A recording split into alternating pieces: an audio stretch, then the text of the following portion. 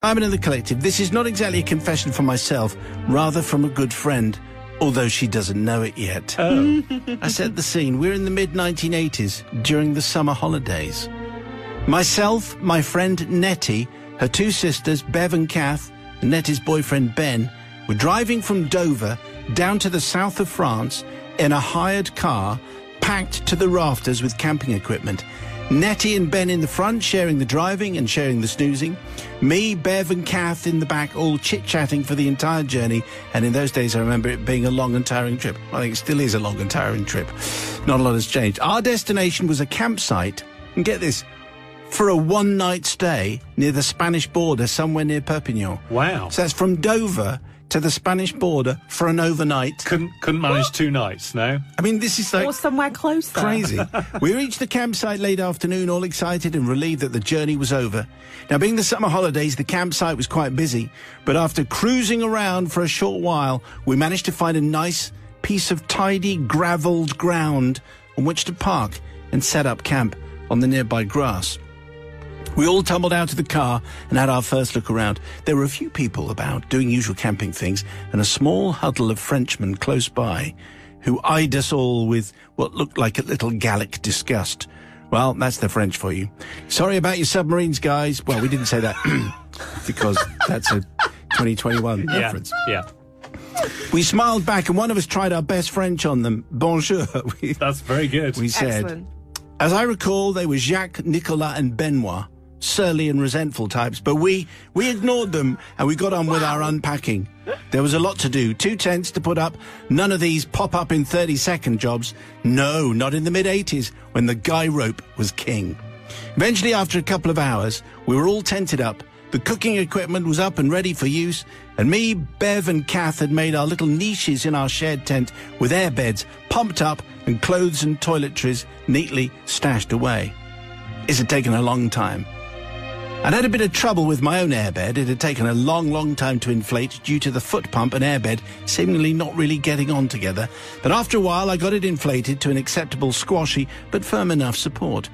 Upon testing the airbeds, all 3 of us thought it would be a good idea to have a little snooze before supper. As the travelling and unpacking had subsequently taken its toll, all 3 of us fell asleep quickly. When we woke up, we groggily crawled from the tent to be met by Nettie and Ben, sitting around the camp cooker. Morning, they chirped in unison. No. Yes, morning. We haven't slept all night, have we? Certainly have, said Nettie, who was poking some sausages about in a pan, handed us some coffee. We thought we'd get the breakfast going, seeing as we woke up first. All that way, still sleepy-eyed and in a bit of a daze, all 3 of us trudged off to the campsite showering facilities to freshen up and get ready for the day ahead. But not before I'd decided. Obviously, I had to let down my airbed and take the tent down and put it away, ready for the journey home. Freshly showered, teeth cleaned, makeup on, and hair all done for the long journey back. Who does their hair for the journey back? For the car? Anyway, we left the shower block in unison, but immediately noticed that the nice sunny morning that we thought we had experienced had melted away into a darkened evening.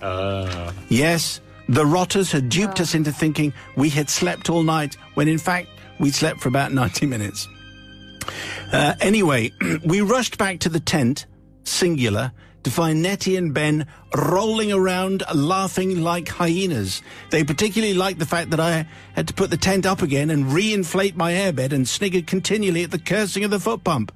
Simon and the collective, as far as the forgiveness is concerned, this might surprise you actually, I do not seek forgiveness from my mates Nettie and Ben on their behalf. We're still besties all these years later, and the trick worked a treat. We as a group, however, would like to seek forgiveness from the small huddle of Frenchmen. You remember Jacques, Nicolas et Benoit. Uh-huh. You remember them? Yeah. There it is. Sinister. Sinister and surly. These are the men that we first met when we rocked up and parked on that nice, tidy little patch of gravel, which we discovered later they had just raked and lovingly prepared for their very important match of boule later that very, very evening. Apparently it was the final or something. That's why they looked so surly and difficult.